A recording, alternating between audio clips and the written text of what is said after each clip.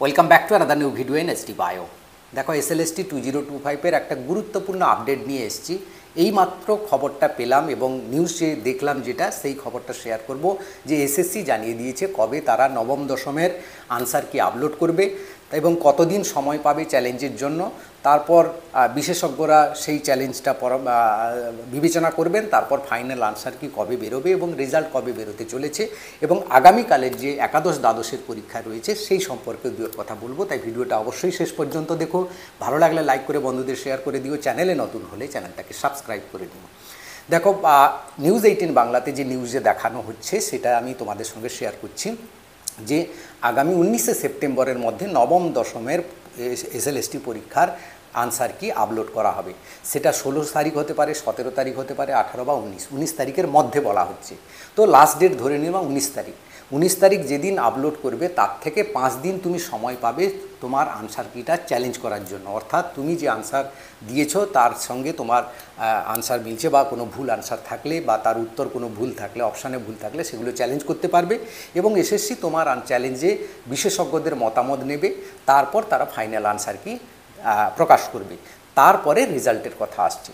তো পুরো এই প্রক্রিয়াটা নবম দশমের ক্ষেত্রে পুজোর আগে সম্ভব হলেও একাদশ দ্বাদশের ক্ষেত্রে পুজোর আগে সম্ভব হবে না, কারণ একাদশ দ্বাদশে আগামীকাল পরীক্ষা রয়েছে। তারপরে আবার এক সপ্তাহ যাবে, তারপর আনসার কি বেরোবে, তারপরে চ্যালেঞ্জ হবে, সেটা প্রক্রিয়াটা পিছিয়ে যাচ্ছে। অর্থাৎ তোমাদের রেজাল্টটা কিন্তু লক্ষ্মী পুজোর পর বেরোবে এবং বাকি প্রক্রিয়াগুলো তারপরে পরেই শুরু হয়ে যাবে এবং লক্ষ্মী পুজোর পর থেকে সমস্ত প্রক্রিয়া কিন্তু দ্রুত গতিতে হবে। তো যাই হোক, এই ব্যাপারটা জানালাম। তার সাথে আগামীকালে যে পরীক্ষা রয়েছে সে সম্পর্কে দু এক কথা বলি। নতুন কিছু বলার নেই, একই নিয়ম সব কিছু আছে, তোমরা সবাই জানো। এবং তার সঙ্গে দু একটা কথা, নবম দশমের যে পরীক্ষা হয়েছিল তাতে যে সহজ প্রশ্ন হয়েছে বলে যেভাবে সবাই হাইলাইট করেছে, সেই ব্যাপারটা থেকে একটু সতর্ক থাকবে। এখানেও প্রশ্ন সহজ হবে, একটু খুব একটা বেশি কঠিন হবে না। হ্যাঁ, এইচএস লেভেলের কিছু প্রশ্ন থাকবে ঠিকই, তার সাথে সাথে কিছু ডিপ কোশ্চেনও থাকবে, কিছু হার্ড প্রশ্ন থাকবে। একদম নবম দশমের মতো হওয়ার কথা নয়। তো একটু ডিপ লেভেলের প্রশ্ন থাকবে, একটু সতর্কভাবে থাকবে। বহু প্রশ্ন কমন থেকে গেলে বা সহজ প্রশ্ন দেখলে আবেগে ভেসে যাবে না, তাতে কিন্তু তোমার সিলি মিস্টেক হবে। যেটা নবম দশমে বহু ছাত্রছাত্রী রয়েছে, তারা পরীক্ষা দেওয়ার সময় মনে হচ্ছিল 55, 57, 58 পাবে, কিন্তু তারপরে দেখছে সেটা 48-এ এসে থামছে।